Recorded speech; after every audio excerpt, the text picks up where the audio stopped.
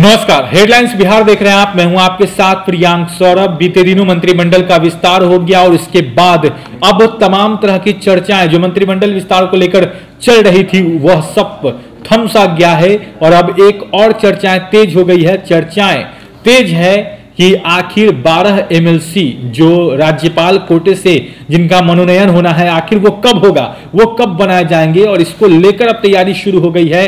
दरअसल मई से ही यह पद खाली है, 12 एमएलसी का सीट खाली है जो राज्यपाल के कोटे से मनोनयन होना है और इसको लेकर अब तमाम पार्टी जो एनडीए के हैं जेडीयू और बीजेपी ने लॉबिंग शुरू कर दी है, पूरी ताकत झोंक दी है और इसको लेकर कई नामों की चर्चाएं तेज हो गई है। आखिर वो 12 एमएलसी कौन बनेंगे? बीते दिनों जिस तरीके से मंत्रिमंडल का विस्तार हुआ या फिर पहली बार मंत्रिमंडल का गठन हुआ था जिसमें अशोक चौधरी बिहार सरकार में मंत्री बनाए गए, वो फिलहाल किसी भी सदन के सदस्य नहीं है और फिलहाल जो मंत्रिमंडल विस्तार में जनक राम को मंत्री बनाया गया है वो भी किसी सदन के सदस्य नहीं है। तो ये तय माना जा रहा है कि 12 में से 2 सीटों पर इन दोनों को मनोनीत किया जाएगा, जिसमें अशोक चौधरी जेडीयू कोटे से आते हैं और जनक राम जो हैं वह बीजेपी कोटे से आते हैं। इसके अलावा वो 10 कौन होंगे जिनके नाम की चर्चाएं, कई नामों की चर्चाएं चल रही है। तो बार बार ये सवाल उठ रहा है कि आखिर बीजेपी और जेडीयू कोटे से कितने लोग इस बार राज्यपाल कोटे से एमएलसी बनाए जाएंगे।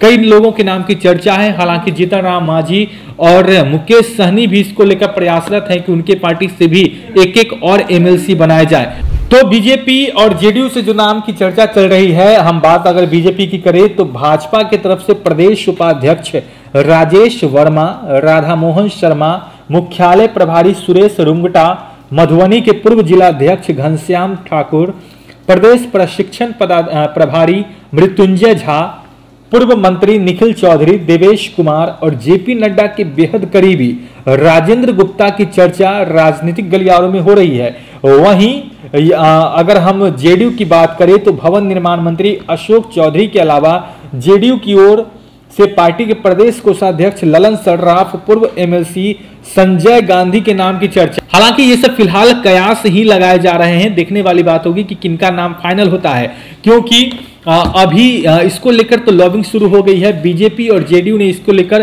पूरी ताकत झोंक दी है। वहीं जेडीयू और बीजेपी के अलावा जीतन राम मांझी और वीआईपी के प्रमुख मुकेश सहनी जो फिलहाल बिहार सरकार में मंत्री हैं, हाल ही में उच्च सदन भेजा गया है बीजेपी की तरफ से, तो ये लोग प्रयासरत हैं कि इन्हें भी और एक और एमएलसी इनके पार्टी के नेता को बनाया जाए और इसकी मांग वो पहले ही कर चुके हैं। हालांकि अभी इनकी मांग को लेकर कोई फैसला नहीं लिया गया है।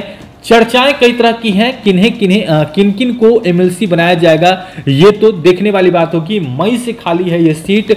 पहले कोरोना काल, उसके बाद लॉकडाउन, उसके बाद फिर विधानसभा चुनाव को लेकर मनोनयन जो है वह नहीं हो पा रहा था। तो अब जब सब कुछ कंप्लीट हो चुका है, बिहार में मंत्रिमंडल का विस्तार भी हो चुका है, तो अब ये सवाल बार बार उठ रहे हैं कि आखिर ये मनोनयन कब होगा। 12 सीटों पर होना है, क्या कुछ होता है, तमाम अपडेट्स हेडलाइंस पर आप तक पहुंचा रहा है। अगर आपने अब तक हमारे चैनल को सब्सक्राइब नहीं किया है तो जल्द सब्सक्राइब कर ले। धन्यवाद।